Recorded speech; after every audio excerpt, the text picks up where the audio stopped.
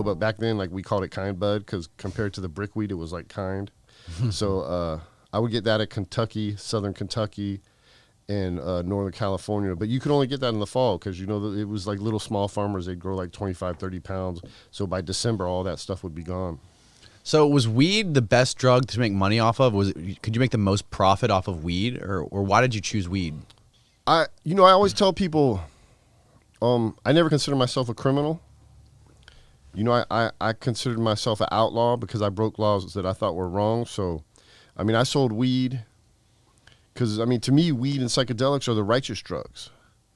You know, so I never fuck with like cocaine, heroin. I never did drugs like that. I was never interested, you know, cocaine, heroin, meth, you know, because those, you know, people are always jonesing. It's like a bad drug, you know, addicts, people steal stuff. So I was never into that. You know, I was into what I consider the righteous drugs. And it's just because you were mainly into trafficking weed because that's what the drug that you were into personally. Yeah, and also because I mean I like believed in it. I didn't think it should be illegal. You know, I was like, why? It's a fucking plant, man. It fucking grows. You know what I'm saying? It's been around. Yeah, it's been around forever. So sells cocaine though, right?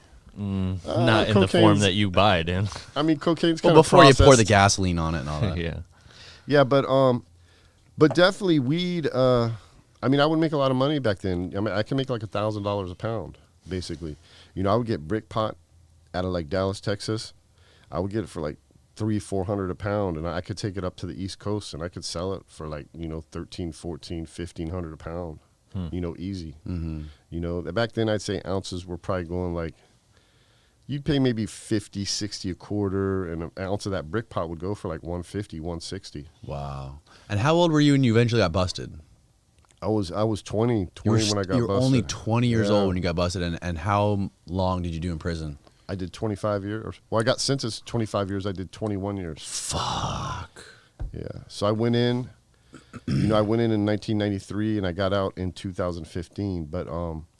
You know, I was a fugitive for 2 years too. So, you know, I caught my case summer 1991, got indicted, and I didn't like what I was looking at. You know, they were talking about, you know, go to trial, you're facing 20 to life. You know, and that was like kind of the beginning of the war on drugs, 1991.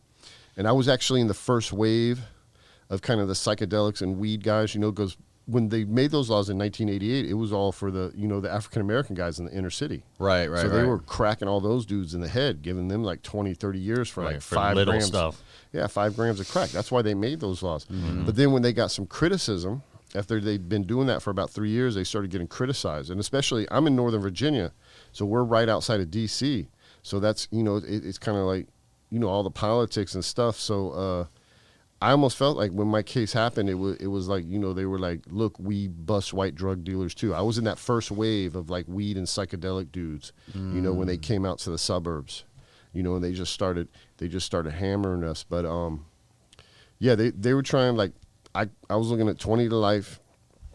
You know, they wanted, like, back in the feds too, because if you know anything about the feds got like a 99% conviction rate, right? So yeah, most people in the feds like plead guilty, but even, you know, more people in the feds like cooperate.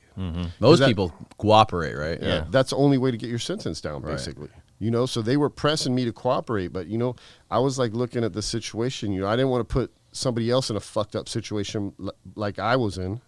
I didn't want to do 20 to life. And I had a little bit of money. You know, I didn't have a lot of money, but I had a little bit of money. You know, I mean, I was, you know, like I said, I was making, you know, sometimes 20, 25, 30,000 a month. So I had a little bit of money put away. So, you know, I basically took off. I was like, man, fuck these guys. You know what I'm saying? And I took off, and I was a fugitive for 2 years. So I didn't get caught or in sentence until 1993. Wow. So you were on the run for 2 years, you said? Yeah. What was it like when you first found out that you were in trouble, or you had the feds on or that you were on the feds' radar? I mean, it was a shock. I mean, because, I mean, basically, I was a, you know, I grew up in the suburbs, man. So I was basically a white middle class kid, you know, military brat. So I just didn't think, you know, I didn't think that I could face that type of time, especially for what I was doing, you know, considering I was nonviolent and like I already said, I didn't fuck with like what I considered the bad drugs. You know, I wasn't a violent person, you know, so I was like really surprised. I was like, how the fuck could I be facing 20 years for like weed and LSD? and really not even a lot. You know, in the big scheme of things, Right. I mean, there's dudes bringing like tons of marijuana into this country. Right. You know, I mean, and like I knew the LSD scene and the Grateful Dead. I mean, the chemists, I mean, they make like hundreds of grams of LSD. Like each Grateful Dead show, they would fly 25 grams of LSD into each show. You know, and I was getting like 1 gram, you know, basically a month. One gram is like 100 sheets. It's like 10,000 hits. Wow. So I was getting like a gram a month. You know, in each Grateful Dead show, they were flying in 25 grams. So I was like, you know, yeah, in high school, you know, in you know, a freshman, a sophomore in college, yeah, I was a big drug dealer, you know, because, you know, I had the money, I had the drugs. Yeah. So You were the know, guy. Yeah, I mean, we're all kids. Yeah. But, you know, in the big scheme of things, so, yeah, I was fucked up, man, when that shit happened. I was like, I couldn't believe it. You know, it was kind of like, I mean, it was really a big shock to me. And it was also, even more to me, it was like a betrayal to me, you know, because I grew up, you know, I was American. You know, I was like, man, this is my country. You know, I believed all the bullshit, land of the free, home of the brave, you know, capitalism, you can do anything you wanted. And then, like, they're going to come and hammer me. And I'm like, damn, I'm like fucking, you know, I didn't go to war or nothing. Not you know? so free anymore, is it? Yeah, I mean, not like I went to war and fought for the country, you know, but whatever. If they called me, I would have. Yeah. You know, just, you know, that was my time. You know, they didn't have that then. So whatever, you know, but I was like a red-blooded American dude, and they did, you know, I was like, damn, my own fucking country's doing this shit to me. Just You know, for hammering you. for some fucking weed and LSD, for some shit that should be legal. So Right. that's really how I felt. That's like was really my motivation. You know, now I can say now, you know, whatever. 30 years later, I mean, I feel justified in my actions, but you know, maybe I was a man ahead of my time or whatever. But I mean, that was like my whole thing. You know, yeah, I'm not saying I like to make money. I mean, everybody likes money. Who doesn't like money? You know what I'm saying? Money makes life easy. So I liked money. You know, I like being the rock star. You know, I like getting that recognition, you know, being the man when I came in. I liked all that. You know, but I had like my underlying thing was this shit should be legal. I mean, all my friends smoked weed. You know, not all my friends did LSD, but a lot did LSD. I was like, you know, people, you party, man. You fucking do shit. That's what you do, especially, you know, whatever you want to say. White America, whatever America, college America.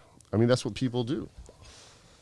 You know, and I saw myself as like a facilitator of that whole scene. Now, the whole thing started was when there was like